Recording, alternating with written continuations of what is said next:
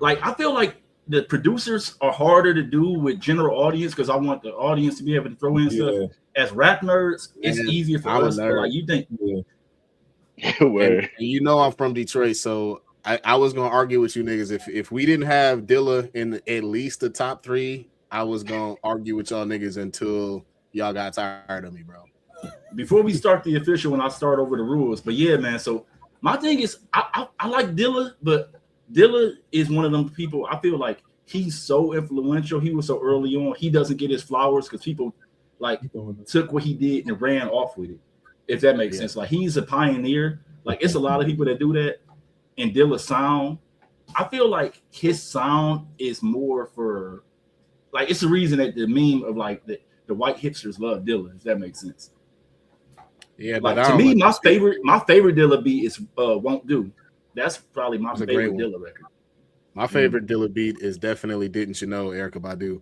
But you right about the you right about the white rap hipsters trying to colonize Dilla, but we don't in Detroit at least we don't let them niggas speak for us, bro.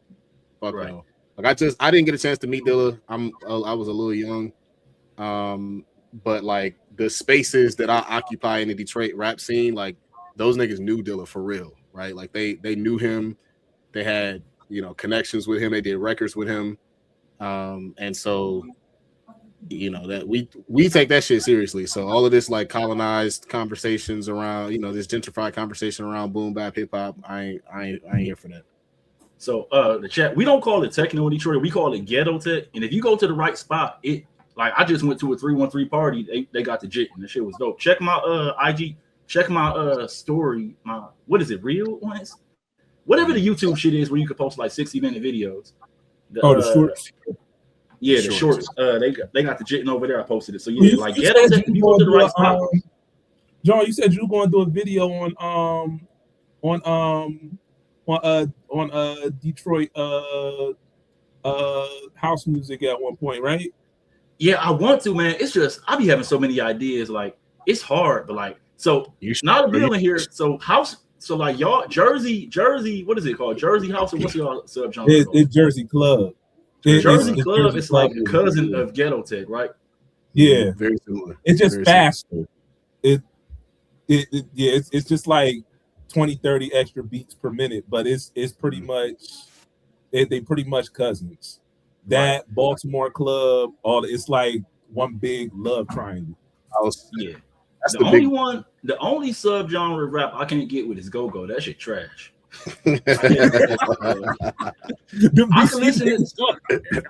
I can listen to something with a high R&B. Was it you, John?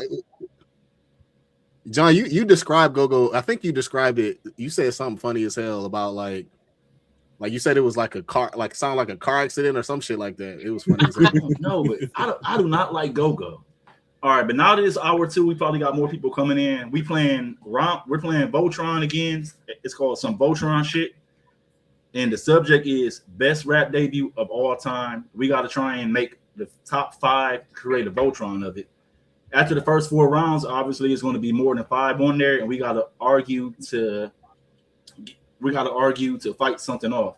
So I don't know how long Bill can stay, so we're gonna let him get a couple rounds off. So Bill, we'll start with you. What you want to throw up as best rap debut or R&B of all time? Best rap or R&B debut. All right, so I'm gonna get mine off of this because evidently my son not doing good. What I'm gonna do is I'm gonna try to do some lesser known ones because some of these other ones is kind of cheating, because obviously the first one that come off right off the top is Illmatic. But I'm not going to put Illmatic in there because I feel like that's cheating. So I'm gonna go with was Brown Sugar D'Angelo's debut? Oh, here, I forgot to share this in the Discord. That was his debut. Yep. All right, so I'm gonna put Brown Sugar in there. I'm gonna put.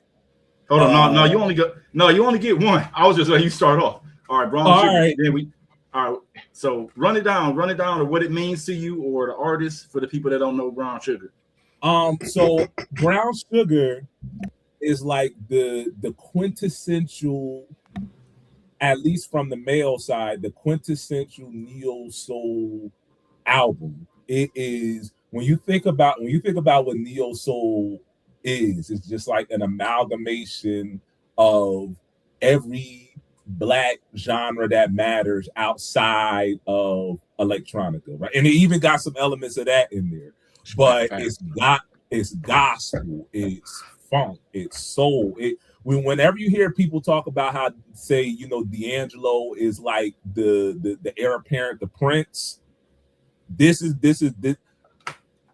even though it's like a 20-year span in between all of them, I would put D'Angelo's run between Brown Sugar, Voodoo, and Black Messiah as like one of the greatest 3 album runs of an artist ever.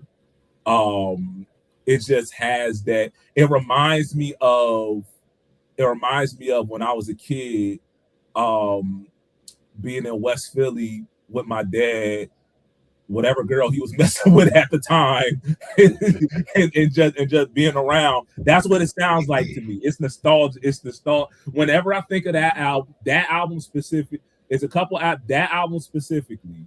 Baduism.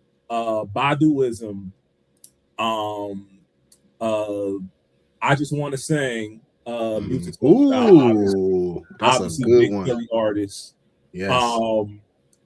I just get my whole vision go, and Miseducation, is another one. My whole vision just goes into like sepia tone, because that is Philly? Just I don't know that is D'Angelo from Philly?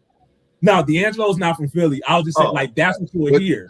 But the whole neo soul movement got heavy roots in Philly, like with the Roots, Lauryn Hill. That whole Philly. I mean, not Lauryn Hill. Jill Scott, music.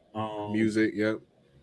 I would say between like Detroit, Chicago, and Philly, like, because Dilla was a part, like the whole Soulquarians, right? Like Dilla, Q-Tip, obviously New York, Harlem, all of them places. But like that whole like Soulquarians crew was sort of the production, machine behind a lot of that neo soul sound in the early 2000s. So Philly definitely. A lot of my favorite musicians are from Philly. I'm a huge. I feel like Music Soul Child is maybe. I hate the fact that Pretty Privilege is a thing. That eyeball just wasn't. He had that lazy eye, and unfortunately, I just don't think he was like handsome enough. Yeah. But in terms of talent, I can't think of too many male R&B singers that are more talented than Music Soul Child. I mean, he really is phenomenal. For real, phenomenal. Yeah, it's funny. I was just looking at on Twitter, and I saw a post, and it was talking about like albums that seem related, and it was talking about Voodoo, Mama's Gun, and Like Water for Chocolate, because they were all made in the same studio, and it's got like that same kind of feel, and like you were saying, that's that Philly connection that brought it all together. And Dilla was on production for all 3 of them records.